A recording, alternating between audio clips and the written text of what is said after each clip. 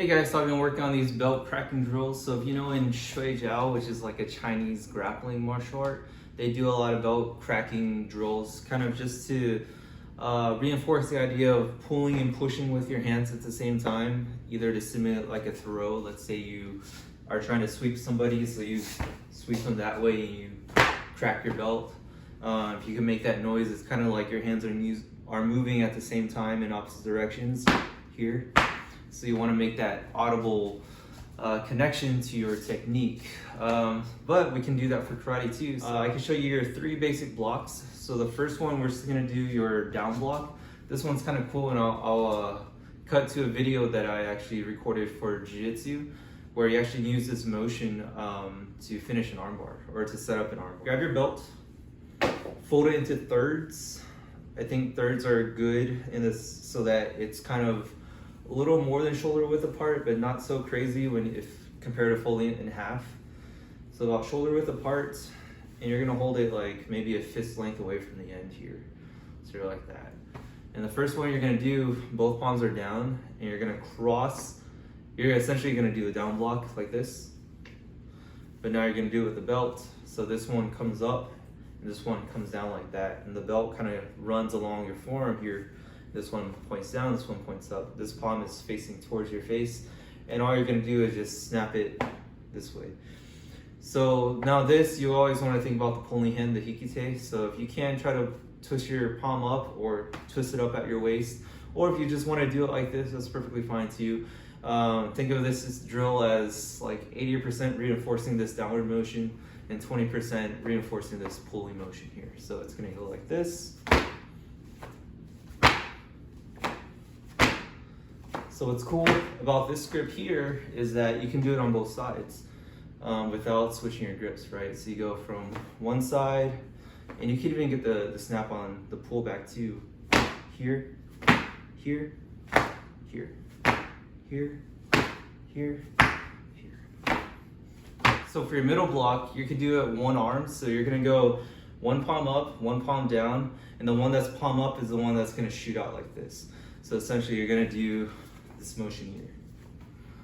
I always imagine like throwing a frisbee or throwing a ninja star, kind of flipping the frisbee underneath your forearm and shooting it out there. The same thing happens here.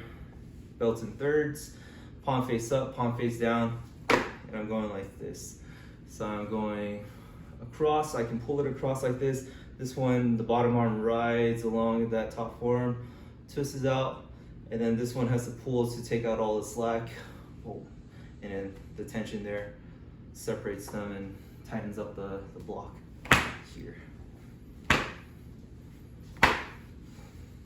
For this one though, since it's palm up, palm down, you can't really do it on both sides, so then you kind of have to switch. Now my other hand has a palm up. I'm going this way.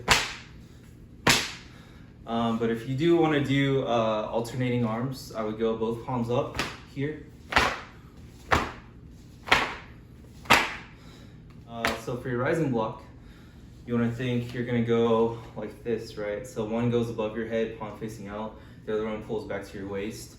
Palm facing out, that means the belt's going to be grabbed like that, and it's going to go up, and this one's kind of both palms down. This one goes like that, and this actually has a little twist at your waist, so you're actually turning at the waist here. So I'm going like this. And since it is both palms down, you can't do it on both sides here. So I can do it like that.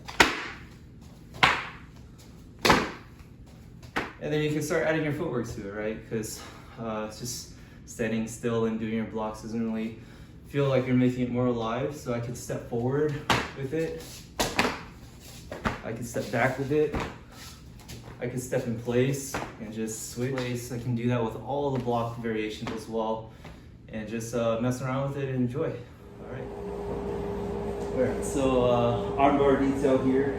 The conventional armbar, if I just have the arm straight like this and I lock it up, he's very strong when he pulls straight back. It's because the arm is kind of flush and it's traveling in a straight line.